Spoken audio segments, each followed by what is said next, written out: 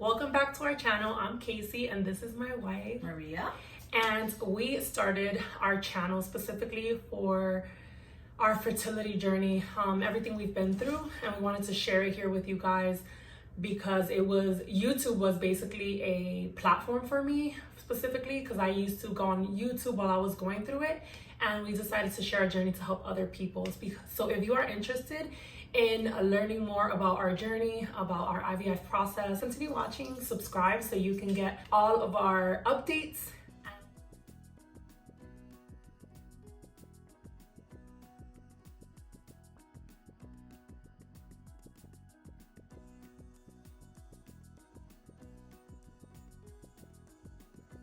Okay guys, so for those that are not familiar with IVF, which is in vitro fertilization, this is basically a process in which the woman's body is stimulated. Every woman, every month, goes through a cycle and you release one mature egg.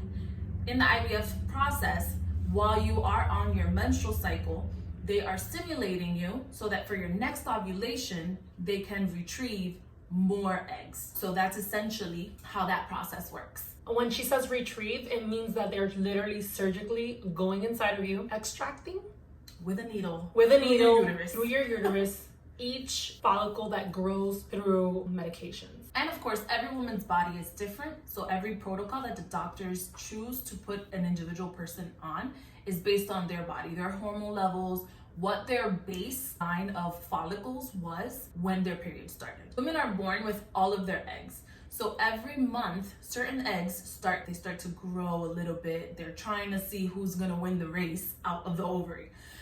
So without the medication, they wanna see how many are potentials. So now, once they have that information, whether the number is high or low, and of course they take into account the woman's age and their medical history, and then they determine how much medication you need to stimulate those follicles.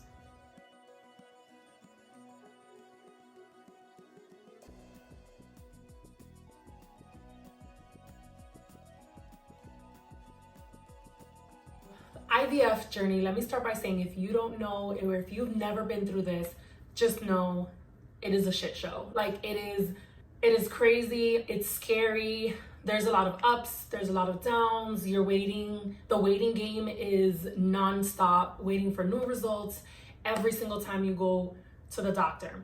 So basically I went in on my cycle day 2 of my cycle, which means on the second day of my period. Literally had to do an ultrasound into your vagina, not the ones that are abdominal, but inside.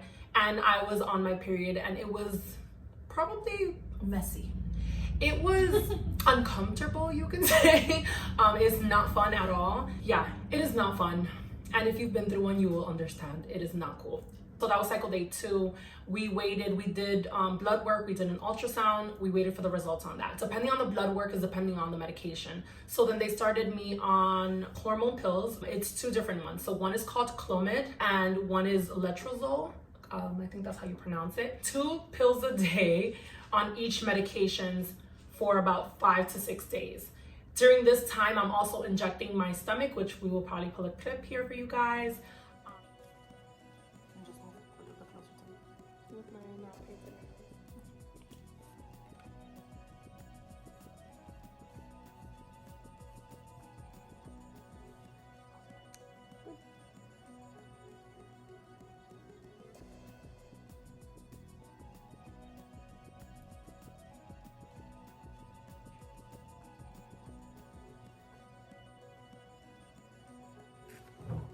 So this specific medication, you literally inject yourself with needles. It was super scary at first. I'm a pro. I'm so good at it. I'm actually really happy, and I wanted to talk about this because it was nice to have Maria actually inject me because it helped her kind of be a part of the process. Excuse the crazy hair, guys. So wanted to show you guys. This over here is the way that we were tracking our medicine intake. So everything that Casey was on, from the Letrozole, the Clomid, the Follistim, whatever the days were.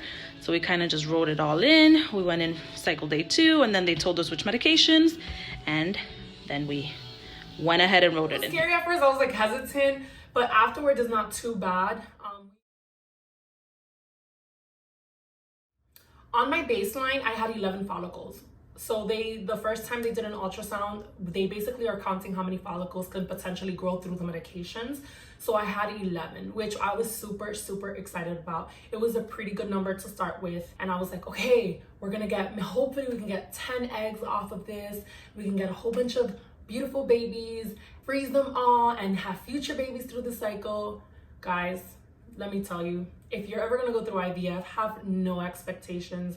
You literally have no idea how this is going to go, how your body is going to respond to the medication, what your outcome is going to be. You literally go into this with your eyes closed. You have no idea. Every ultrasound, every blood work changes. Like, your results change. 1 minute is like, yeah, you're going great, they're growing. You're walking on eggshells the entire time. Yes, and literally it changes again. And every time you have to go in, guys, we went in like maybe 6 to 7 times within 3 weeks, which was a lot. It was overwhelming. Think about it. I was like on all these hormones. I was emotional. I was bloated. I was gaining weight. I mean, it was crazy. So like I was saying, my baseline had 11 follicles, which we were excited about. But within that cycle, my follicles were not growing. The doctor gave me basically the least amount of medication possible because of my endometriomas in my ovaries. Just hanging out there, invading the space. So if they gave me too many medications too fast, and then what happened is that they were scared that it would burst, or like, it was just too complicated. And I didn't know this in the beginning of the cycle, that was the reason why I was in such a low med. So I was like comparing myself to other people because I'm in like a bunch of IVF Facebook group chats.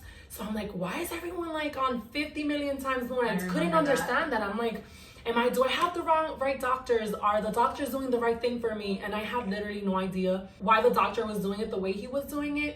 And after I emailed him this crazy email and he called me, he's like, Cristabel. That's my first name, guys. And he explained to me, like, he broke it down for me better, made me feel a little bit better. He was like, listen, it only takes one chance to have one baby.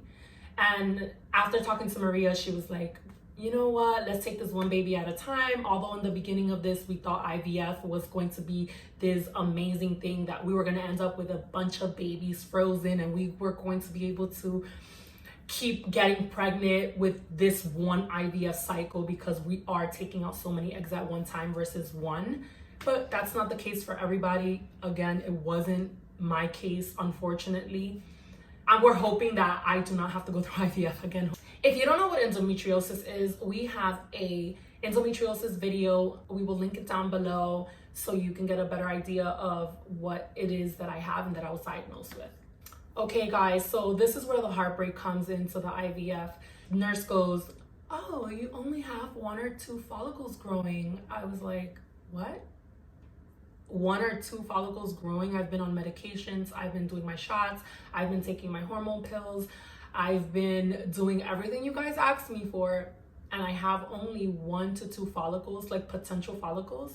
I could not believe it. Like, it was a heartbreak. And during this time, I'm in this appointment without Maria because she is working. So I remember just busting out crying, calling her like, I can't believe that we might have to cancel this cycle. Like, after all of this, everything we've been through, we had to make a choice to either cancel this cycle and restart all over again, or just go head on and see, like, just not knowing what was gonna happen. After that appointment, my doctor called me because of those results, and he was like, we're only seeing 1 to 2 follicles, but your blood work is showing that there's a potential between 5 and 7. So he says, we don't know how much we will be able to take out until we're in there. So do you want to continue or do you want to cancel?